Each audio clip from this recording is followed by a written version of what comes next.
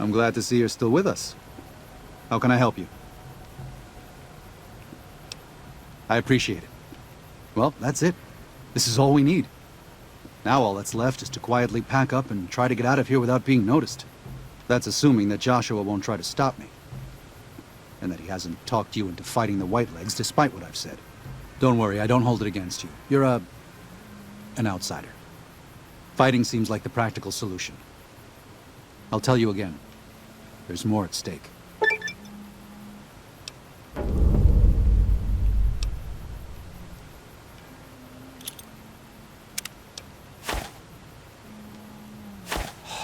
No. Why? Why? Haven't you seen enough of what's going on here to see that the Sorrows don't need to butcher the Whitelegs for a piece of land? What Joshua wants is more than an attack. He wants a slaughter. And he needs more than you and the dead horses to do it. The Sorrows can't be pushed into this. You and Joshua don't have the right to force them into it. Please, consider what I'm saying.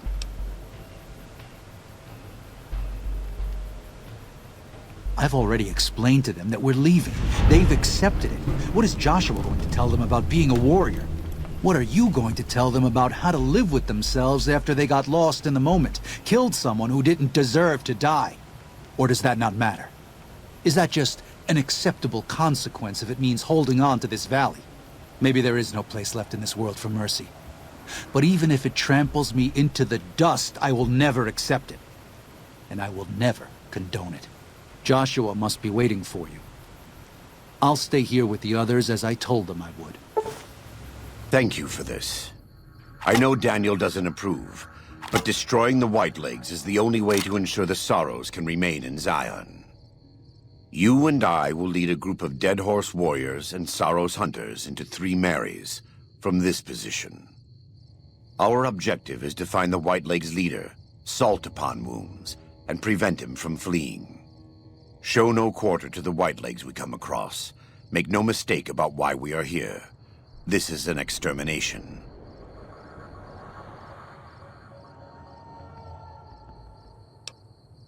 God be with you. The time for talk is past. The Lord's work must be done.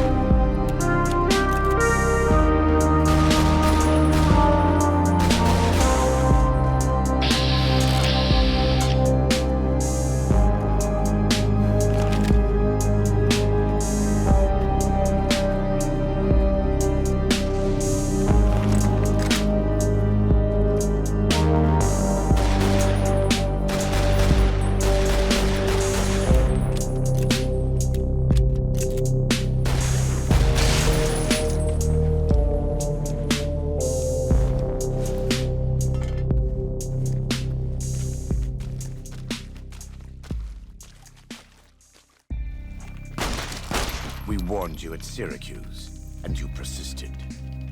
You took advantage of us at New Canaan to drive us out, and like the dogs of Caesar you are, you followed us to Zion. And now you stand on holy ground, a temple to God's glory on earth. The only use for an animal in our temple is sacrifice. Kale wachane conserva o. You understand me, don't you? Don't you? Outman.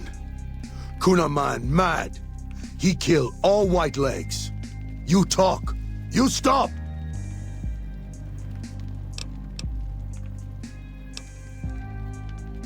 Him hear you.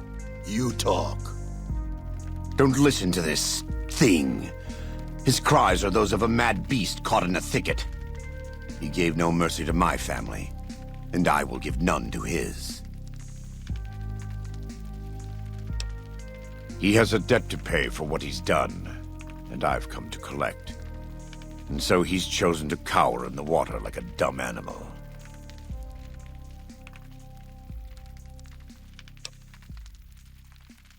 I want to take from them what they took from me, from my family.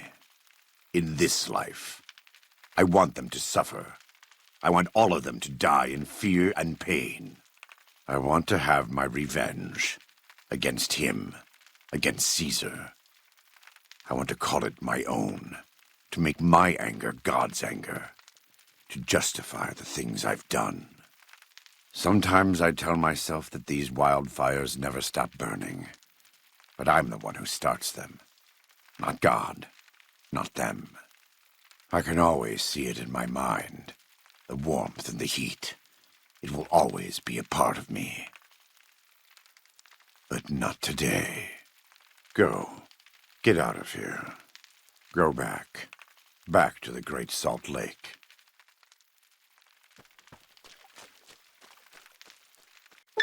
That's it. It's finished. Thank you for staying with me. I couldn't have done this on my own. Let's go find Daniel. Tomorrow we'll be here soon. And there is much to do. And so it was that the conflict between the New Canaanites and the Whitelegs was finally resolved. The courier's involvement had tipped the scale, shifting the fragile balance of power. Demoralized by the Dead Horse and Sorrow's attack the courier and Joshua Graham led against them, the Whitelegs retreated to Great Salt Lake. Their days were numbered. Word soon reached the 80s tribe that the Whitelegs' spirit was broken. Their war chief a dim shadow of his former self. By year's end, the 80s would overrun the Whitelegs camps, scattering the tribe to the winds and claiming the Great Salt Lake for its own. The Sorrows fought beside Joshua Graham and the Dead Horses, eradicating the threat the Whitelegs posed to Zion. Seeing the courier convince Joshua Graham to spare Salt-Upon-Wounds, the Sorrows learned that retribution could be tempered by mercy. Though he despaired at the Sorrows' loss of innocence, Daniel took some small consolation in the courier's lesson, and prayed it would take root.